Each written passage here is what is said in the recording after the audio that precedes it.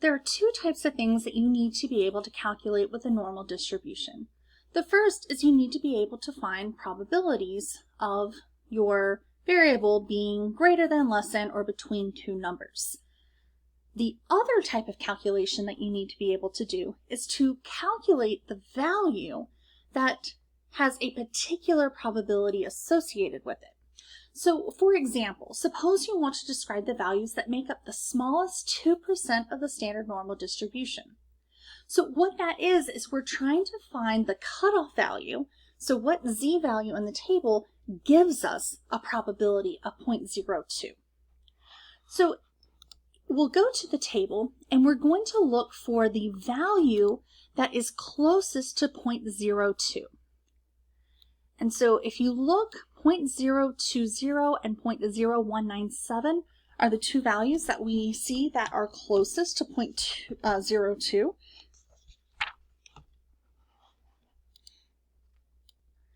And the 0.0202 is a little bit closer, so that's going to be the value that we use for our question here. So we know the probability that we were looking for, this 0.0202. What we didn't know was the z-value associated with it. So you get the number by looking at the row.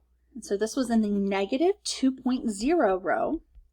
And then the column, we were in the 0.05 column.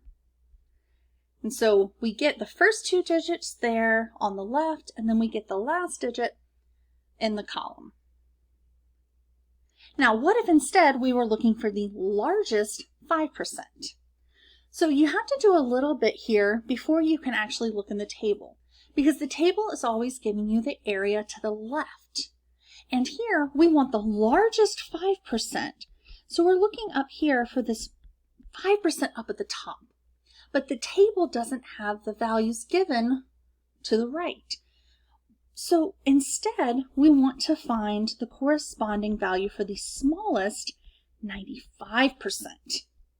It's going to be the same exact cutoff value there, whether you are interested in the top 5% or the bottom 95%, it's still the same z-value.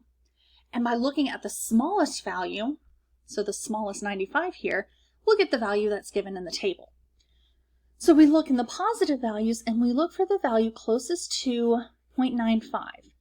And when you look here, we have 0.9495 and 0.9505. It's exactly between those two values. They're the same distance from 0.95.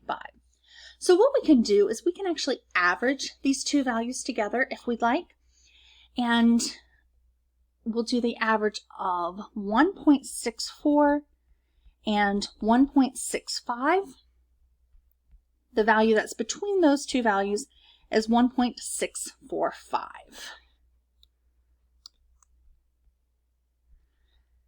And then the last type of thing that we might want to ask with these kinds of backwards questions, these are inverse questions. What if we want the middle? So let's say we wanted the middle 95%. So I want this here to be 95% in the middle. Well, that's going to leave 5% for the tails. But it's a total of 5%. We need to share that 5% between the two tails. So we'll actually divide by 2. And we're looking at 0.025. And then divide by 2 for the top. We also get 0.025. So the middle 95% is the same thing as finding the cutoff for the bottom 2.5% and the top 2.5%. The one on the bottom, we don't have to do anything to that number because the table gives us the probability to the left. So we'll just go into our table 2, and we know it's going to be negative because it's less than 0.5. So 0.025 is exactly at negative 1.96. Now we need to find the top value. So we want the top 2.5%, but the table wants the bottom to be what we look up. So let's do 1 minus that, and that's going to be 0.975. So 1 minus 0.025, we get 0.975.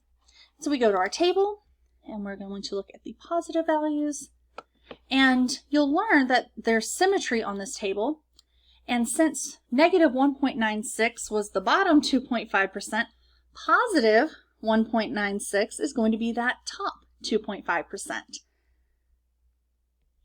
And that tells us that we get 95% of the values, the middle 95%, when we have our z values from negative 1.96 to 1.96. Again, relating that back to our empirical rule, we said that 95% of the values would be within 2 standard deviations of the mean, and here we find that it's exactly 1.96 standard deviations from the mean, but that would round up to 2.